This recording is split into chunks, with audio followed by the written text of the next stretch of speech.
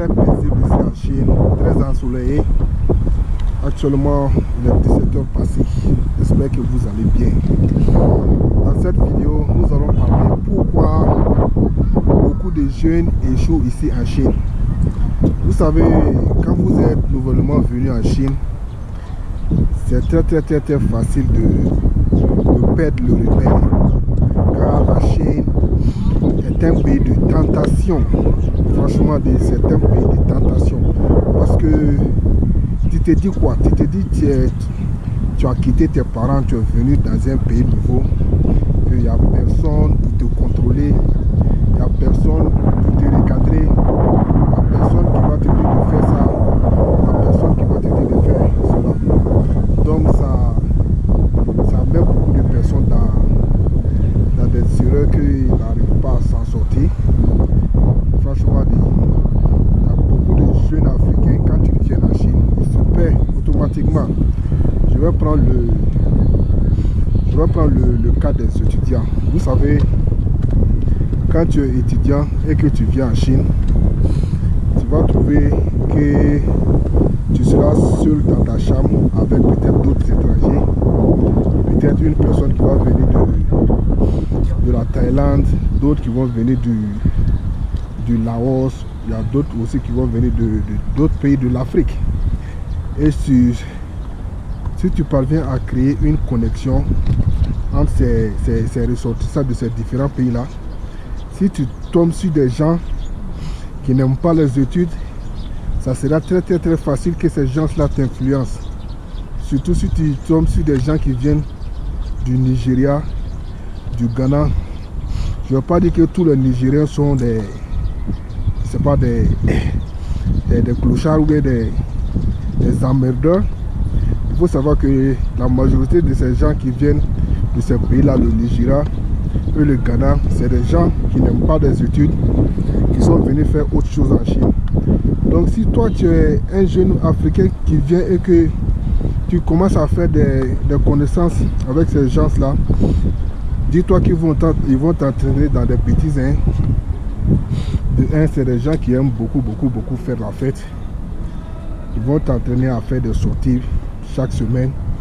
Après chaque semaine, ça va faire chaque jour, tu n'auras pas le temps de te concentrer. Comme je vous l'ai bien dit, c'est des gens qui n'aiment pas l'école. Ils vont t'intimider à sortir chaque jour. Tu vas sécher les cours. Tu ne vas pas aller à l'école. Tu ne peux pas aller faire la fête et rentrer à l'école vers 5h du matin, 6h du matin. Et tu vas te dire que tu vas aller... Désolé, tu ne vas pas quitter en boîte de nuit à 6h ou à 7h du matin. Et tu vas te dire que tu vas aller en cours le lendemain. C'est très difficile. Tu seras un chômeur, tu vas commencer à sécher le cours. Tu vas prendre du goût à ces sorties-là. Il faut savoir que ils vont t'entraîner à boire de l'alcool parce que ici la bière c'est très moins cher. Contrairement en Afrique ou en Europe, la bière ici c'est comme l'eau à boire. Tu vas dans des boîtes de nuit avec 100 RMB, vous pouvez prendre des douzaines de bières, vous saoulez la gueule, rentrer le matin, tu n'auras plus la force d'aller à l'école. Donc c'est les gens qui vont t'influencer. Donc dans certaines universités, il faut savoir que les règles sont très strictes. Si tu commences à t'absenter pendant une fois, deux fois, trois fois, si ça devient répétitif, l'école va te convoquer. Ils vont annuler ton visa. Directement, tu seras renvoyé de chez toi. Il y a beaucoup d'Africains que je connais, qui sont rentrés chez eux, qui n'ont pas pu faire et qui n'ont pas pu terminer leurs études. Je vous jure, ces Ghanéens là, c'est des gens qui fument des trucs bizarres là. Il y a des étudiants qui se sont mêlés à ces gens là. Par fini, on les a attrapés, ils ont fait la prison. En plus, ils sont rentrés parce qu'ils vendaient de trucs qu'on emballe dans le papier pour fumer là. Je ne vais pas dire le mot dans la vidéo pour ne pas que la vidéo soit censurée. Là, si vous voyez. Donc, il y a beaucoup d'étudiants qui tombent dans cette facilité là et qui se retrouvent à être envoyés chez eux. Je connais beaucoup d'étudiants. Il y a un Éthiopien, il y a même un Rwandais. Lui, dans son école, il a fait la connaissance de certains Chinois. Ça a trouvé que ces Chinois-là fumaient le truc là. Bon, ils ont influencé les gars facilement. Et un jour, la police a fait une descente chez les Chinois là. Et ça a trouvé que le gars il était là-bas. Donc on lui a pris.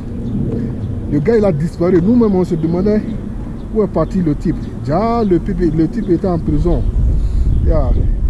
Mais il a fini sa peine, il a été renvoyé. Il est venu pour les études, il n'a pas pu faire les études, il a été influencé par des jeunes Chinois. Est-ce que vous voyez? Le deuxième cas, c'est les femmes. Il faut savoir que les femmes ici, franchement, ça n'est trop. Il y a trop de femmes en Chine ici qui peuvent t'influencer, jusqu'à ce que tu abandonnes tes études. Il y a des Africains qui sont sortis avec les Chinoises et les Chinoises les ont causé des problèmes. Est-ce que vous voyez? C'est très influençable les Chinoises. Je connais un Éthiopien aussi qui sortait avec plusieurs Chinoises à la fois. Donc qu'est-ce que les Chinoises ont fait? Les Chinoises ont été au courant que les gars sortaient avec plusieurs d'entre eux. Donc ils ont fait un guet-apens au gars. Ils ont tabassé le gars très fort. La police est intervenue. Le gars a été pris et on l'a envoyé directement chez lui. Donc voilà, quand vous venez en Chine, il faut faire très attention à des mauvaises fréquentations. Car cela peut franchement nuire à votre étude. Voilà, on se